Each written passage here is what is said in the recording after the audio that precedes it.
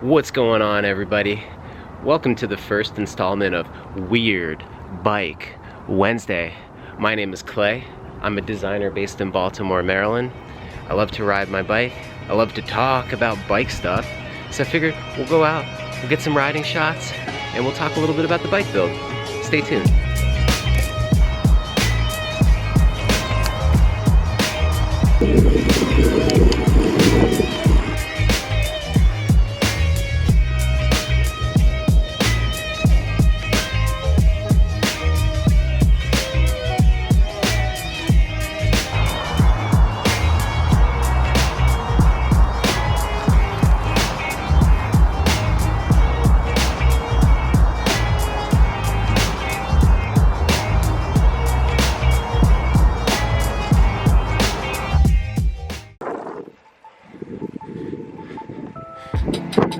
Made it to one of my favorite riding destinations in Baltimore City.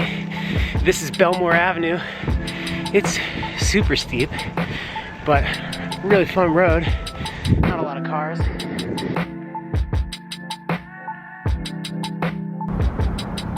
Just finished a little bit of riding, and I thought it was the perfect time to talk about Weird Bike Wednesday and this bike in particular. So the segment's called Weird Bike Wednesday because I was looking at my stable of bikes that I have at home, and none of them really fit any particular bike category. Some are road-ish bikes, gravel-ish bikes, cross-ish bikes, and this one is no exception. This is my 7S8. It's a titanium road, cross, gravel, do-it-all kind of bike. I've been riding it for a little bit over a year now.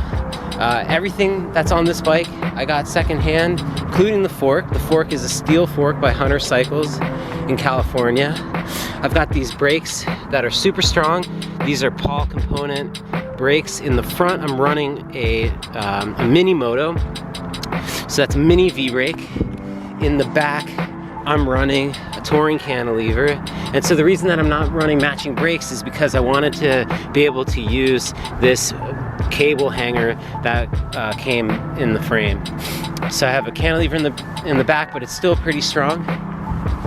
The wheel set is a set of carbon Zip 404s, 10-speed compatible, and they work well with this 10-speed group set that I have here. So I have a mix of SRAM 10-speed road and mountain bike parts. In the back, I'm running an XX rear derailleur. In the front, I'm running a Force 10-speed front derailleur and a Force 22 crankset with a 50 big ring and a 34 inner ring. One of the things to mention about SRAM 10-speed stuff is that it's all cross-compatible. The road and the mountain bike components all work together. The one thing to note about the mountain bike rear derailleur, though, is that it doesn't have a barrel adjuster where the cable goes into the derailleur body. So fortunately on this frame, I have a spot for a cable or a barrel adjuster, but you could also do an inline one on the cable itself if you wanted to dial in your tension while you're riding. Got some hand-hammered looking fenders by Velo Orange, pretty sturdy. The fork doesn't have an eyelet for the rack, and the bike doesn't really have stays, but I'm just using P-clamp, or have mount points, but I'm using P-clamps to hold everything together, and it's working pretty well so far. On this bike, I'm also running a Zeffel frame pump. I've got a titanium seat post, this Brooks C15 saddle with the cutout. Pretty comfortable saddle. I've ridden for about, I don't know, 10,000 miles or so on that saddle already, and it's working really good. I have a P-Tap Designs caddy bag on the stem. That works really well. Sorry, there's a car going by. I got a P-Tap Designs caddy bag in the front on the stem. I love having a stem bag. You can open and close it with one hand. So you just pull this tab to open, pull this tab to close.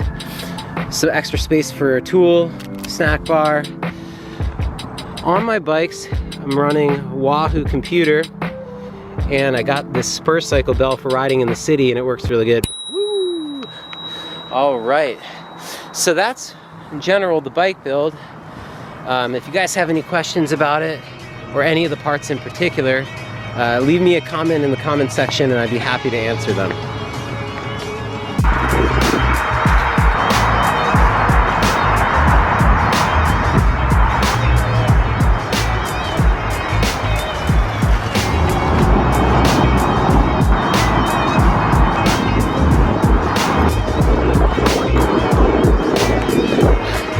Building this shit is so hard. Props to everybody who does it.